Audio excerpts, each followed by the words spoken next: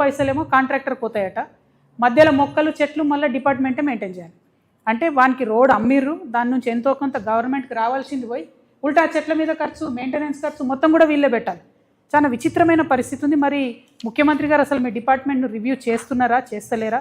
ఎందుకంటే outer ring road మొత్తం పొడవు 153 కిలోమీటర్లు ఉంటే అందులో 40 కిలోమీటర్లకు 200 మంది లేబరర్స్ ఉండాలి.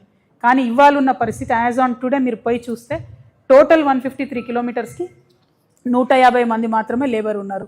అంటే మీరు కనీసం మన వాళ్ళకు పనిస్తలేరు, వాళ్ళతో మెయింటెనెన్స్ చేస్తలేరు, ఆ సిట్ ఏమైందో కూడా చెప్తలేరు. ఆ సిట్ ఏమైందన్న విషయాన్ని కూడా ప్రజలకు తెలియజేయాలని చెప్పి నేను కోరుతున్నాను. ఓఆర్ఆర్ మీద భద్రత అంటే సిగ్నల్ వ్యవస్థ లేక, ప్రాపర్గా పెట్రోలింగ్ లేక యాక్సిడెంట్స్ అవుతూ ఉన్నాయి. ఇక గంజాయితో జరిగే యాక్సిడెంట్లు విపరీతంగా పెరుగుతున్నాయి. కాబట్టి వాటి మీద ముఖ్యమంత్రి గారు శ్రద్ధ పెట్టాలని నేను కోరుతా ఉన్నాను. అయితే విచిత్రం ఏంటంటే ముఖ్యమంత్రి గారు శ్రద్ధ ఒక డిపార్ట్మెంట్ మీద బాగా గట్టిగా పెడుతున్నారు. దాన్ని ప్లానింగ్ డిపార్ట్మెంట్ అంటారు. అయితే ఈ ప్లానింగ్ డిపార్ట్మెంట్లో ఈ సంచులు మోసే భీమ్బాయ్ ఉంటారు ముఖ్యమంత్రి గారి దగ్గర. ఆయన పేరు చెప్పడం నాకు ఇష్టం లేదు, కానీ ఆయన కంప్లీట్గా ఆయననే ఇన్ఛార్జ్ అన్నట్టు. ఈయన చైర్మన్ ఉంటే ఆయన వైస్ చైర్మన్ అన్న లెవెల్లో వాళ్ళు చెప్తే తప్పితే పని అవ్వడం లేదు. రియల్ ఎస్టేట్ వాళ్ళందరూ కూడా వచ్చి మొత్తుకుంటున్నారు. హైడ్రాతోని రియల్ ఎస్టేట్ సగం కుదేలు చేసిండ్రు, రెండవది అవినీతితో కుదేలు చేస్తున్నారు. Per square feet 150 rupees up front ఇస్తే తప్ప పర్మిషన్ ఇవ్వమని చెప్పి ప్రభుత్వం రియల్ ఎస్టేట్ వాళ్ళను వేధించడం మానుకోవాలి. రియల్ ఎస్టేట్ వాళ్లకు మీరు కంప్లీట్గా ఎక్స్టార్షన్ చేస్తూ ఉన్నారు. దీని మీద మీరు ఈ వేధింపులు మానుకోకపోతే, ఈ ఎక్స్టార్షన్ మానుకోకపోతే ఖచ్చితంగా అవసరమైతే ఈడీ వరకు కూడా కంప్లైంట్ ఇవ్వడానికి తెలంగాణ జాగృతి వెనుకాడదని చెప్పి ఈ సందర్భంగా తెలియజేస్తూ, మరి గుంపు మేస్త్రి గారు జిహెచ్ఎంసీ అంటే గ్రేటర్ హైదరాబాద్ మున్సిపల్ కార్పొరేషన్ కాదు, గుంపు మేస్త్రి గారి హయాంలో జరుగుతున్న మహా కరప్షన్ అని చెప్పి మేము చెప్పాలనుకుంటున్నాం. ఈ కరప్షన్ని తప్పకుండా మీరు చెక్ చేయాలి, దీని మీద ఆలోచన చేయాలి. మన హైదరాబాద్ సిటీ డెవలప్మెంట్ని పక్కకు పెట్టి ఈ అవినీతిని మీరు ఇంకా పెంచుకోవడానికి ఫ్యూచర్ సిటీని ముందుకు తీసుకొచ్చి పెడతా ఉన్నారు. అది కరెక్ట్ కాదు. హైదరాబాద్ సిటీలో మీరు ఫెసిలిటీస్ ఇవ్వండి, ఈ సిటీ ఎదిగేలాగా చూడండి, ఇక్కడ కంపెనీస్ వచ్చేలా చూడండి. ముందు దీన్ని ప్రొటెక్ట్ చేయండి, తర్వాత ఫ్యూచర్ సిటీ గురించి ఆలోచించండి. మీ రియల్ ఎస్టేట్ కోసం అటుపోయి హైదరాబాద్ సిటీ ఫ్యూచర్ని నాశనం చేయొద్దని ముఖ్యమంత్రి గారిని కోరుతూ మళ్ళీ ఒకసారి డిమాండ్, ఖచ్చితంగా నామినేషన్ ప్రక్రియను క్యాన్సిల్ చేయాలి.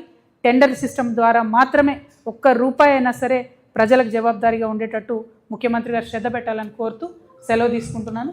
Thank you. జై తెలంగాణ, జై తెలంగాణ, జై జాగృతి.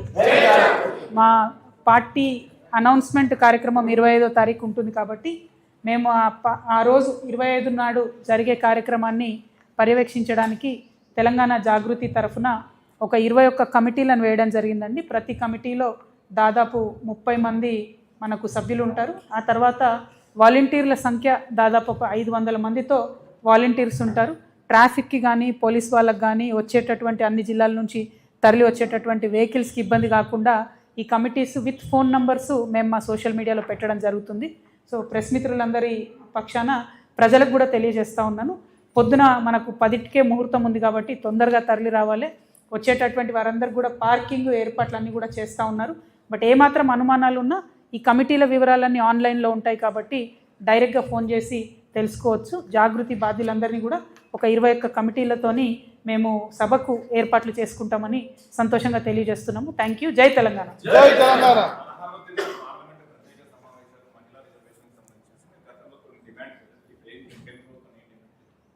ప్రధానంగా ఒకటండి, మహిళా బిల్లు మీద పాత సెన్సెస్ని ఇప్పుడు అప్లై చేయడం అన్నది చాలా అన్యాయం.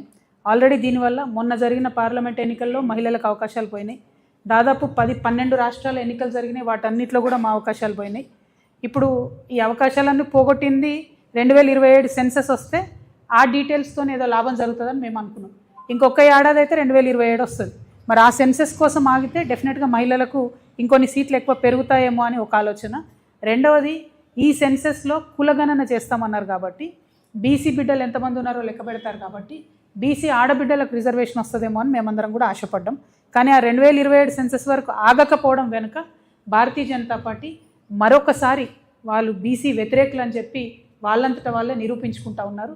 దయచేసి బీసీ బిడ్డలు ఆడబిడ్డలు వేచి చూడొద్దు. చాలా బలంగా మనం కోరాల్సిన అవసరం ఉంది. అర్జెంట్ ఏం లేదు మనకు ఇప్పుడు సీట్ల కోసం, ఎందుకంటే మధ్యలో ఇంకొక 5-6 రాష్ట్రాల ఎన్నికలే ఉన్నాయి. 2027 తర్వాత చేస్తే సీట్స్ పెరుగుతాయి, బీసీ రిజర్వేషన్ కోసం కూడా ఫైట్ చేసే అవకాశం ఉంటుంది. కాబట్టి దానికోసం వేచి చూడాలన్నది మా ఆలోచన. బట్ 16, 17, 18 మేము కూడా డ్రాఫ్ట్ బిల్ వచ్చిన తర్వాత స్టడీ చేస్తాం, అవకాశం ఉంటే ఢిల్లీకి కూడా వెళ్దాం అనేటటువంటి ఆలోచనలో ఉన్నాం.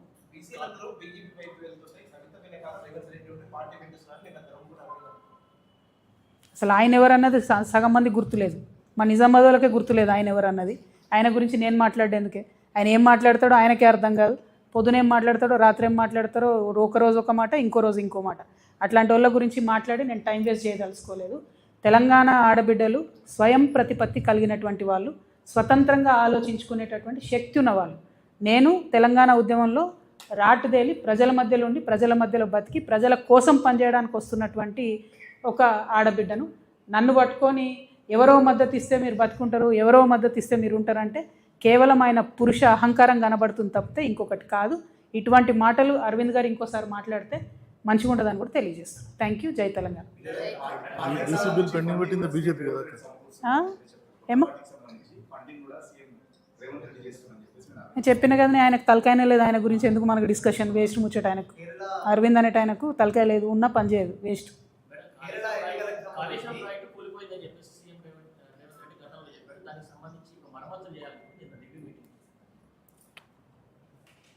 సేమ్ థింగ్ రాజు గారు